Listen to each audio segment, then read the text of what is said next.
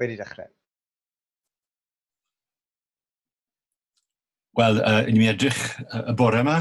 Am yr ail dro, ni'n ail ymweld ar rhan o'r gair i astudio dros fercher, sef y darn yn ail benod, y Paul at y Philippiaid, sy'n cael ei nabod weithiau fel yr emyn i Grist, emyn Crist. Ac wnaethon ni edrych y tro diwethaf, os cofiwch chi, ar yr cymalau cyntaf, ond yn sôn am Iesu Grist yn ffurf Duw yn cyfeirio i ni'n credu ac yn cadarnhau hynny trwy sôn am ddechrau Efengyl Ioan at cynfydolaeth Crist.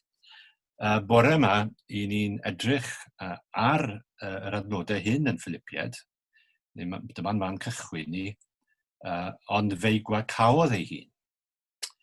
Pan ddaeth e'r byd felly, gan gymryd ffurf ceithwas a dyfod ar wedd ddynol. O'i gael ar ddull dyn fe'i darostyngodd ei hun gan fod yn ifydd hyd angau angau'r groes. Ac i ni'n cymryd yn destun i fynd gyda hwnna, fel wnaethon ni tro diwetha, eto o Efengyl cynta Ioan, benod cynta Efengyl Ioan, geiriau ddarllenwyd y gynharach. A'r gair a wnaethpwyd yn gnawd, neu yn y cyfeithiad diweddar, a daeth y gair yn gnawd, a phreswylio neu'n plith, yn llawn gras a gwirionedd. Wel, ni'n eto yn I chi'n ar ôl penderfynu bod un sesiwn ar nos Fercher ddim yn ddigon i drafod yr adnodau hyn. I chi'n yn fuan iawn darganfod fod un bregaeth a fore Sul, dair gwaith ymhell iawn o fod yn ddigon i wneud cyfiawnder ar adnodau hyn. Ond fe wnawn ni rai sylwadau, gobeithio fydd o fydd. Y gair a ddaeth yn gnawd, ond heb beidio bod yn dduw. Mae'r gair sy'n dod yn gnawd, mae Iesu Grist ar y ddaear yn ddyn yn ail berson y drindod. Does dim bwlch yn ymddangos yn y drindod yn ystod bywyd daearol Iesu Grist. Dwi ddim yn dod yn ddeiawd neu'n ddau yn dod, dywedodd un diwynydd. Mae Paul yn sôn am yr agwedd Iesu Grist yn cymryd ffurf ceithwas. Os rhywbeth, mae'r hyn mae Ioan yn dweud yn gryfach, yn dweud, a ddaeth yn gnawd. Mae'n sicr yn cymryd, mae'n dod yn gorff dynol fel ein cyrff ni. Nid theophany oedd hynny yw bod Duw fel pe bai'n ymddangos, neu'n ymddangos fel pe bai'n gnawd. Mi oedd yn wir ddyn, yn dod yn wir gnawd. Wrth ddod yn gnawd, oedd yn agored i brofi'r pethau, i ni'n ei profi yn y gnawd, yn ein cyrff, newyn, syched, blinder, pôn, gweld a chlywed. Yn y gnawd y cafodd ei fflangellu ei groesoelio mewn corff bu farw, i gorff a gladdwyd.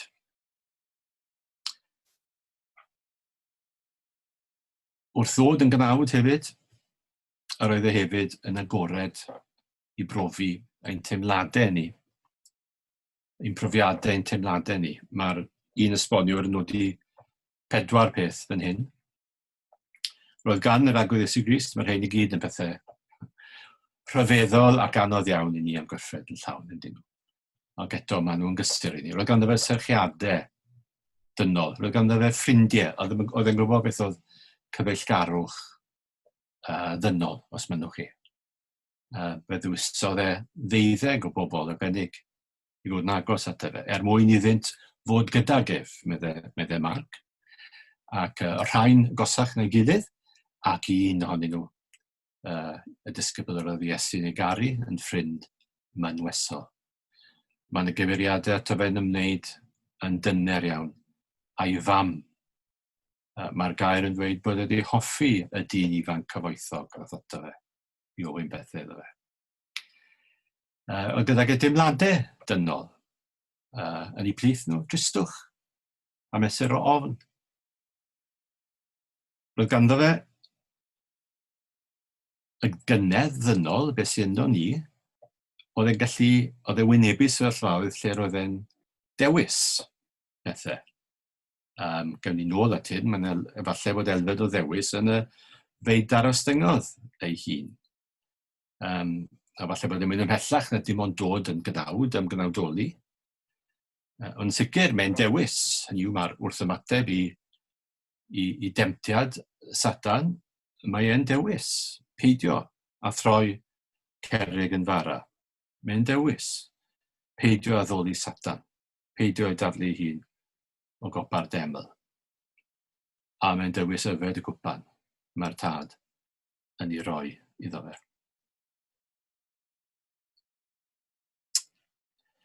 Roedd gydag e hefyd ddeall dynol i fesur, eto gofyn bod yn ofalus. Ond oedd na bethau ar lefel ddynol oedd na bethau nad oedd e ddim yn ei gwybod yn llawn. Enghraifft, amser ei ailddyfodiad, Mathew 24, 36. Roedd e'n was yn y cnawd yn ei fywyd daearol ac i fesur yn ddibynnol ar y tad. Mae fy ngwas yr wyf yn ei gynnal oedd y broffwydoliaeth amdano fe yn llyfr Eseia. Rai sylwadau cyffredinol os mynnwch chi ragarweiniol yw'r hynna. Ni'n dod mwy at y pwnc sydd gyda ni nawr. Pan ni'n trafod, pan drafodon ni'r adnodau hyn ar nos Fercher, a ofynes i gwestiwn yn credu beth yw'r 3 cham neu 3 chyflwr y petai yn hanes Iesu Grist, epic fawr agwedd Iesu Grist ni'n cael fan hyn. Cyn fodolaeth, yn yr diwedd yn cael ei ddyrchafu neu dra-ddyrchafu neu ogoneddu. Yn y canol beth sy'n digwydd, ges i 2 ateb, sef ymgnawdoliad a darostyngiad. Ydyn nhw'n golygu yr un peth? Wel, siwr i raddau helaeth iawn nodyn, ond efallai bod nhw yn cyfleu gwirioneddau hollol gyson ei gilydd, ond chydig bach yn wahanol, sy'n rhoi gwedd wahanol ni ar fywyd ragwydd Iesu Grist. Mae hynny'n wir, mae yna wahaniaeth pwysles yn dos e, rhwng Ioan 1, adnod, ni weld somegoniant ac llawn gras y gwirionedd, a'r pwysles yn Philippiad, a'r ymddyrostyngiad a'r ei fuddod sy'n arwen at anger groes. Ar ystod wythnos o'n i'n darllen, yn ceisio paratoi ac yn darllen yr Efengylau, ac pan ych chi'n darllen yr Efengylau, y gwir amdani, mae'n amlwg fod na rhywbeth gogoneddus yn aml iawn ynghylch bywyd Iesu Grist ar y ddaear. Mae'n Dduw. Mae Duw yn Iesu Grist yn rhodio ar y ddaear yma, yng nghanol bobl fel chi a fi. Mae hynny'n cael ei gydnabod, mae pwy yw e'n cael ei gyhoeddi gan Dduw a dy gybedydd ac yn y gweddnewidiad. A so mae'r Efengylwyr, darllenwch chi un o'r Efengylau, a maen nhw'n cyflwyno rhywun sy'n frenin ac yn proffwyd. A mae hynny'n amlwg yn y pethau mae'n gwneud a'r pethau mae'n ei dweud. Mae e'n frenin ar ei greiad ei hunan. Mae'r creiad wedi greu trwyddo fe ger ei fwynau. Ac o'n adegau pan mae e'n arddangos y frenhiniaeth na, ta fe yw'r criwr. Felly mae'n gallu cerdded ar y môr. Mae'n gallu tawelu'r storm. Mae'n gallu bwrw cythreiliad allan. Mae'n gallu cyflawni gwirthiau sy'n cyfleu ei syfraniaeth a'i frenhiniaeth fel Duw. Mae'n gallu bwydo 5,000 o bobl gyda adnoddau prin iawn. Mae'n gallu achau cleifion rhoi golwg i'r dall, cliw i'r byddar. Mae'r ymgnawdoliad yn golygu bod pobl oedd yn credu ynddo fel Ioan yn gweld ei ogoniant yn amlwg yn ei fywyd ar y ddaear. a rhan helaeth o'r Efengylau hyd y gwelai yn cyfleu hynny. Neu hefyd yn broffwyd, sy'n cyflawni'r proffwydoliaethau i gyd yn ei fywyd a'i farwolaeth, ydy, ond hefyd yn ei ddysgeidiaeth, fuodd na eriod broffwyd fel hwn. Mae yna arwydd o hynny, mae yna raglas o'r hyn sydd i ddod yn yr ymateb i'r peth oedd yn dweud yn y deml pan oedd yn 12 oed dan dyllenesi.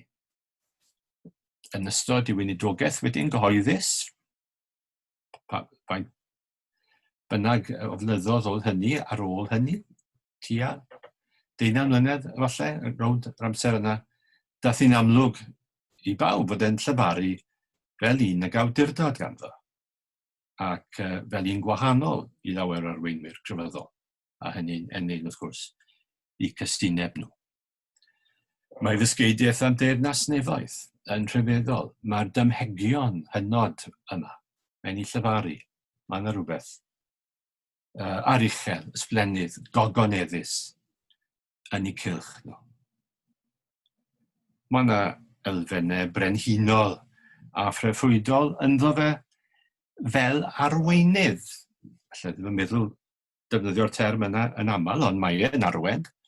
Symudiad newydd, mae ymddydiwyd paratoi'r ffordd iddo, fe'n galw disgyblion. Yn galw nhw, a maen nhw'n dod. Maen nhw'n gadael popeth i'w ddilyn e. Dyn nhw ddim yn bobl sydd wedi hyfforddi fod yn athrawon, ond maen nhw gyd yn cael neges gydag e. Maen nhw'n cael doniau gydag e. Ac yn ni'n cael golwg arall hynod iawn ar ei frenhiniaeth e. Pan e'n ni mewn i Jerusalem tuag at ddiwedd i fywyd ar y ddaear ma'n rhan o ymdaith buddugoliaethus. Felly, pan ni'n meddwl am yr ymgnawdoliad, Duw yn dod yn ddyn, ni'n canu'n aml amdano fe yn y dolyg yn ni yn y carolau plygen, ac mae'n nodyn o ryfeddod a llawenydd a diolchgarwch yn yr hyn i ni'n ganu, ac yn y pwnc i ni'n ystyried. A pan ni'n darllen i hanes y fel dyn ar y ddaear wedi dod yn ddyn, yn gnawd, mae yna ddigon o chosion rhyfeddu a synnu a llawenhau. Ond nid yna'r stori i gyd o bell ffordd fel i ni'n gwybod. Dyw'r cyfan ddim yn o'r ymdaith buddugoliaethus ysgubol fel oedd llawer o'i ddilynwyr yn disgwyl. Roedd dod yn gnawd i'r un oedd yn dragwyddol ail berson y diwdod. Yr un y crewd y byd trwyddo, fel dwedes i. Yr un oedd mewn perthynas berffaith ar tad ar ysbryd glân. Roedd dod yn gnawd yn ddarostyngiad hefyd. Roedd ei eni o wraig, ei eni o dan y ddeddf yn ddarostyngiad.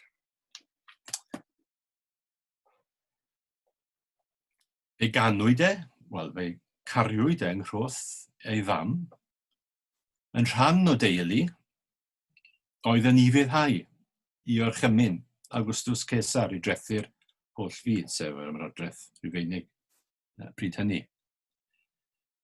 Ar ôl ei hynny, a chlywed sôn, mae Meseia ar Iddewon yw e, mae'r teulu'n gorfod ffoi rhag llyd Herod, greulon. Mi roedd dod yn y gnawd, dod yn gnawd yn iddew yn golygu cael ei enwedu fel pob iddew arall. Roedd dod yn gnawd iddo fe yn golygu bod yn rhan o deulu arbennig ar amser arbennig mewn lle arbennig, dan amodau arbennig. I ba fath o gartref daeth y brenin hwn? Wel, nid i balas neu lys brenhinol, ond cartre syml, gwirionedd, mewn ardal wledig, ymhell o ganolfannau soffistigedig y byd. Gwerinwr oedd e, mab y sar oedd e. Ddysgodd e'r grefft ei hunan, ac oedd hynny yn rhwystyr i lawer y gredu ynddo fe.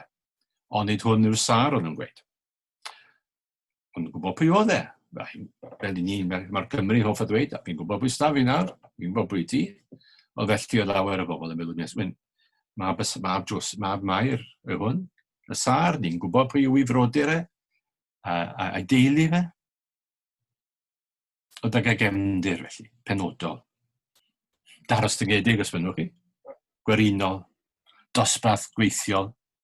Na, mae hwnna'n mewn gysur mawr i lot o bobl. Mae wedi gamddefnyddio hefyd i newid yr efengil, a wneud un efengil, rhyw fath o efengil sy'n gwasanaethu'r chwyldro sosialedd. Mae lawer iawn o bobl wedi cael cysur o'r ffaith mae cefndir cyffredin, gweithwyr cyffredin, oedd gan yr Agwedd Iesu Grist.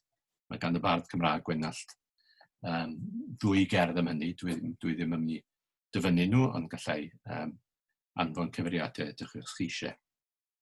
Nawr, mae'r darn ddarllenon ni o ail benod efengil lyc am ei ymweliad a'r deml yn 10 oed, yn dangos eto i fod e'n rhan o fywyd crefyddol arferol ei deulu a'i bobl. Mae'n rhan o'r fyntau fydde'n mynd i Jerusalem bob Pasg. Dyna pam bod wedi colli, bod ei rhieni wedi golli, yn cymryd yn tawl bod e'n saff gyda phobl eraill. Nawr, mae'r cofnod, fel wedi gweud, mae'n un hynod iawn. Mae'n sôn am ddigwyddiad yn ei fywydau, lle ni'n gwybod fawr ddim byd arall amdano fe. Ond mae'n rhywbeth gogoneddus yma hefyd yn y deml. Mae i fesur yn datguddio pwy yw e.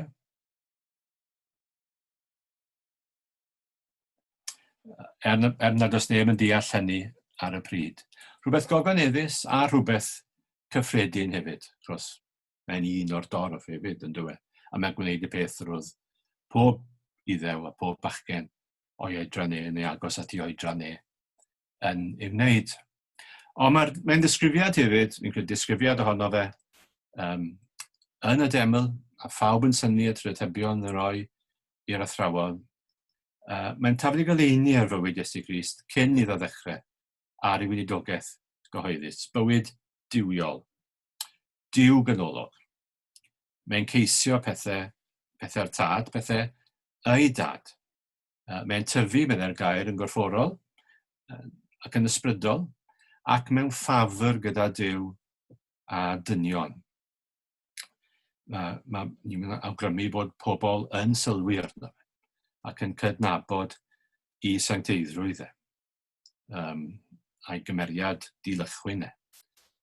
Pan mae'n dweud yn ystod i fywyd gyhoeddus pwy ohonoch am hargyhoedda i o bechod, oedd e'n gwneud hynny ar sail oes gyfan. Ac oedd e'n mewn gwirionedd gofyn unrhyw un ohonoch chi sydd wedi fy nabod i eriod os unrhyw un. Oedd e'n cofio ein grwt neu'n ddyn ifanc yn farddegau, yn feigeiniau, os unrhyw un ohonoch chi'n gallu dweud unrhyw beth yn ferbyn ni yn y peth hwn. Bywyd ifydd i ddeddfe Duw. Mae i fuddod yn sicr.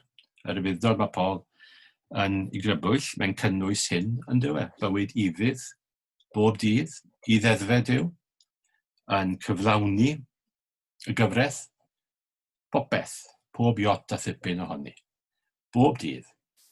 Y gyfraith i ni'n ei thorri, bob dydd. Y safonau ni ffili cyrraedd, bob dydd. Y target i ni'n methu, bob dydd. Roedd e'n taro'r target, bob dydd. Cyrraedd y safon, bob eiliad, o bob muned, bob dydd. Fel mab y sar. Fel y sar. Gogoneddus a isiel, daros dyngedig yr un pryd. Corff oedden, blino ac yn sychedu, ac eisiau bwyd eto y dyn yn sanctaidd ac yn berffaith gyfiawn bob dydd.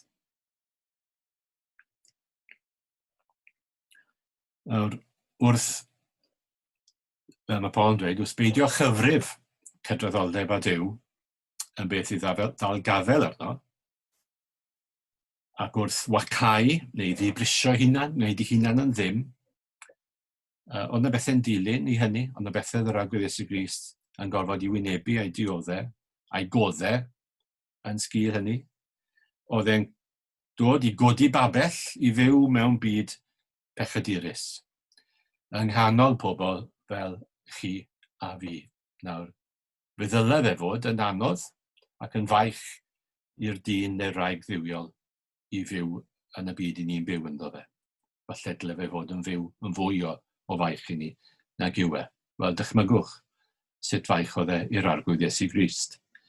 Dyn a'i wefusau'n aflan ydw i fi, meddai Eseia, pan gath e gip yn y deml ar ogoniant Duw. Gymysg pobl a'i gwefusau'n aflan yr wyf yn byw.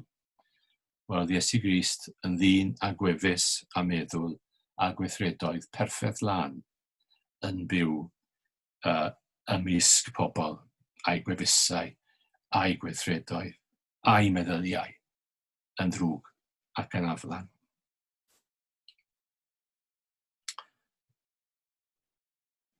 Wrth ddod yn gnawd hefyd, oedd e'n dod i gorff lle gallai fe gael ei demptio gan ddiafol, gan Satan. Ac eto, gallid treulio llawer mwy amser gyda'r pwynt yma. Ond, dim ond i wneud y pwynt, nad oedd ei demptiad gan Satan. Wel, y temptasiynau brofodd dan ddaw Satan. Ddim yn ddiystyr, ddim yn hawdd, ond yn wir temptasiynau. Roedd adda'n berffaith cyn i demptio, ond fel diodd e. Iesu Grist yn dioddef temptasiwn. Bildio. Mae'n ifydd i ddeddf Duw, i gymeriad Duw. Ond wedi ei demptio, eto, yn cysur i ni, mae'n gallu cydymdeimlo ni, yn ein brwydrau ni, a'n profedigaethau ni. Beth arall oedd oedd ymddarostw yn golygu yr agwedd Iesu Grist. Beth oedd dod yn gnawd a phreswylio neu'n plith yn golygu i'r arglwydd Iesu Grist. I rhai oedd yn credu ynddo fe, oedd yna rhywbeth gogoneddus, llawn gras a gwirionedd yn hyn. Iddo fe oedd yn golygu byw mewn byd lle roedd hyd yn unig, fi wedi sôn bod pechaduriad o gwmpas yn bob man, oedd effeithiau pechod o'i gwmpas ym mhob man. Roedd natur y gymdeithas yno. Gymdeithas i ni'n rhan ohoni nawr gyda chymaint o gasineb ac ymrannu. Wel, doedd y gymdeithas daeth yr agwedd Iesu Grist iddi ddim yn gwahanol. Cwmpo mas, cenfigen, uchelgais, afiach, hyd yn oed ymysg y disgyblion, ynghylch y materion mwyaf ysbrydol ac ardderchol. O'na natur ceffyl blaen dod i'r golwg. Salwch a thosrwydd, canlyniadau pechod, rhyfeloedd. Roedd e'n gweld ac yn teimlo dioddefaint, byd syrthiedig, bob dydd. Ac mae'n gofnodion bod e'n galaru ac yn wylo oherwydd hynny. Beth arall oedd yn gorfod wynebu? Beth arall oedd yn gorfod ddioddau? Yn ystod yr oes yma o'i fuddlod i Dduw. Wel, beth arall oedd rhagryth y byd crefyddol. Yr eto oedd wedi cael blynyddoedd i astudio hyn. Blynyddoedd i astudio hyn. Falle 20 mlynedd a mwy. Chwarter canrif. Wedi gweld fel roedd yr rhai oedd i fod yn fugeiliad tyner. Oedd yn helpu pobl oedd yn ceisio Duw. Rhaid oedd i fod yn arweinwyr ac yn athrawon ar bobl Dduw, yn llyrgunio, yn ystymio'r ysgrythyr, yn rhoi pwysles ar pethau allanol, pan oedd y tu fewn iddyn nhw'n bwdwr, yn gwneud siow gyhoeddus fawr o'i crefyddau a'i gweddio, yn gormesu'r saint, sgrifennu'r term, gyda rhyw ddeddfoldeb caled, yn mynd ar ôl y manion, yn anghofio'r pethau mawr, yn dygymur myntus ac anus, yn lle cyhoeddi gwirioneddau mawr am cariad, gras a barn Duw.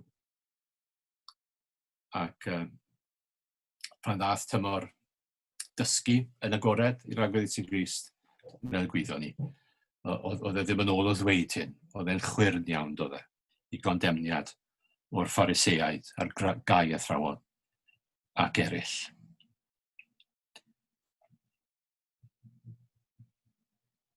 Nawr un peth arall, oedd e'n goffod i wynebu wrth ymgnawdoli ac ymddarostwng wrth ddod lawr i'n byd ni, yn ddyn.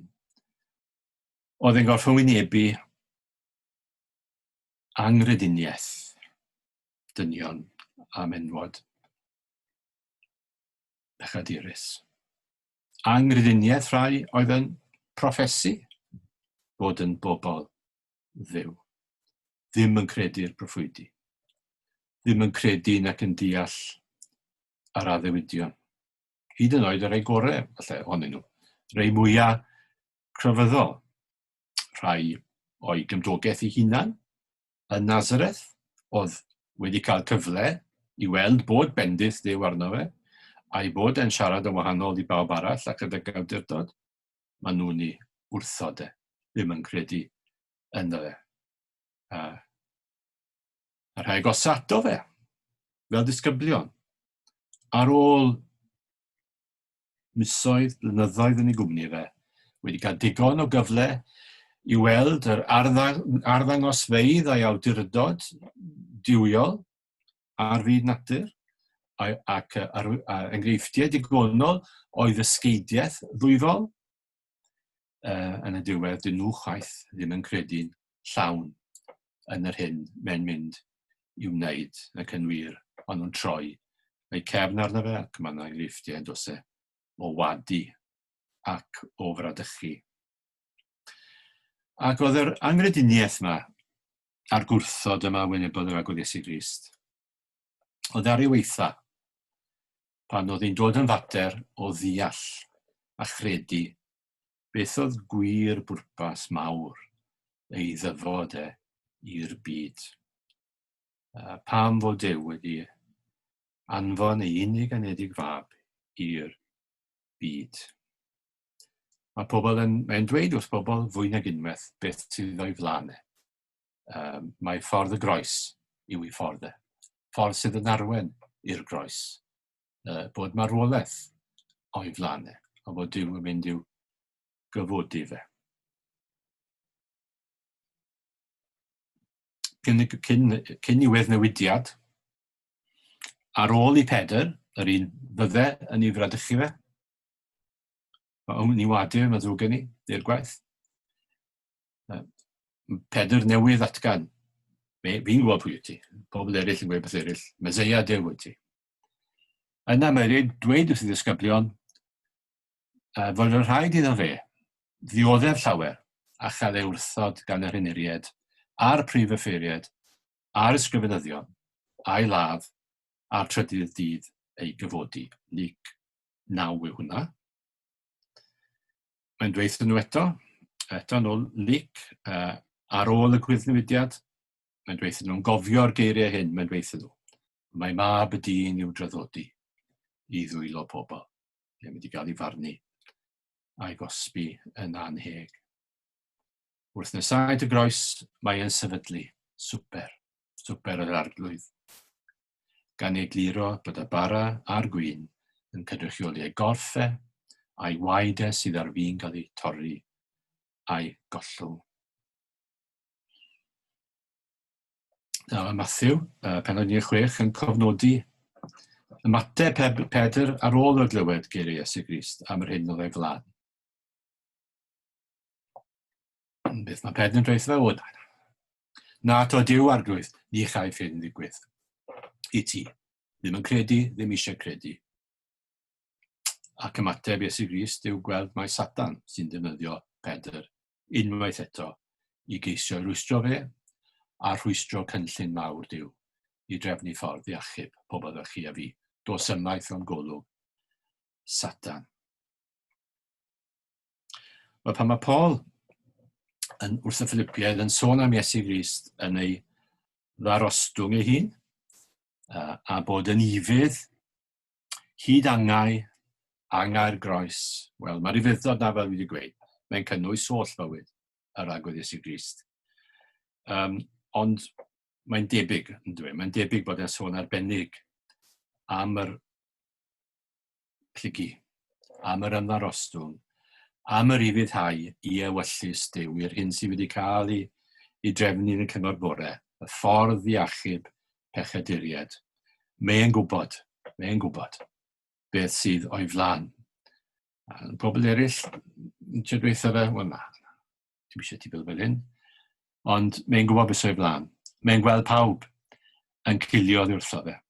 Mae'n cael ei draddodi i ddwylio dynion. Mae'n cael ei gyhuddo a'i farnu ar gam. Mae'n cael ei gam drin.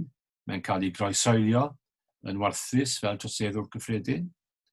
Ni di edrych ar y siliau, pan o'n i'n cael cwrdd y siliau, i di edrych yn fanwl ar yr hanes dros y flwyddyn ddwy diwetha yn dyn ni. Ond y wyneb hyn i gyd, mae'n dal ati yn ifydd. Mae'n ymddarostwng ei hun, yn y pethau hyn i gyd. Mae'n gweld, mae'n darllen, mae'n deall popeth mae'r Hen Testament, popeth mae'r proffwydi wedi ddweud amdano fe. A mae'n gweld y cyfan ac mae'n dal ati. Mae'n dyfal barhau. Pan mae pawb arall yn ei adael e, mae'n dal ati yn ifydd.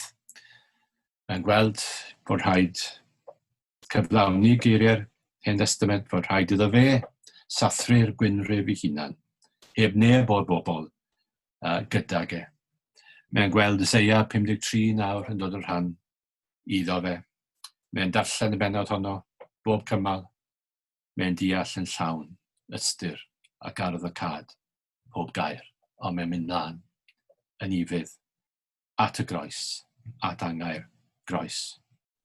Mae hyd yn oed yn colli am gyfnod, gysur y berthynas dragwyddol a'i dad. Yr hyn sydd iddo fe yn rhagwyddoldeb. Ond ar y groes mae'n dyfynnu Salm 24. Fy niw, pa mae'r wyt wedi fy ngadael.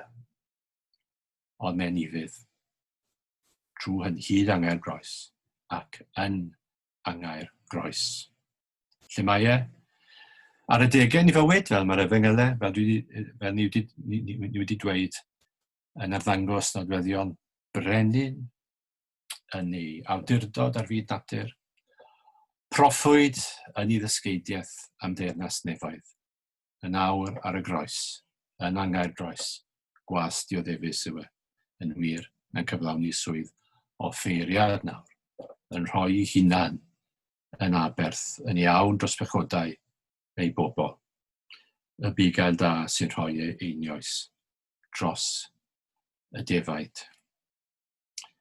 Wel, mae'r gair, fel mae Ioan a Paul wedi ysgrifennu fe, maen nhw yn cyfleu rhywfaint o ogoniant yr ymgnawdoliad. Ond hefyd darostyngiad. A beth mae hynny, beth oedd hynny'n golygu i'r agwedd Iesu Grist i ddod i'n byd ni, i fod yn ifydd hyd angau'r groes. Wel, os taw graff siarp fi sy'n cyfleu symudiad Philippiaid 2, 5-11, ni arwaelod y fi nawr wrth gyrraedd angau'r groes, ond mae'r graff ar fi'n codi yn sydyn ac yn rhyfeddol ac yn ogoneddus. A gewn ni drafod hynny ymhen tair wythnos os byw ac iach. Amen. Ni'n mynd i ganu emyn i gloi.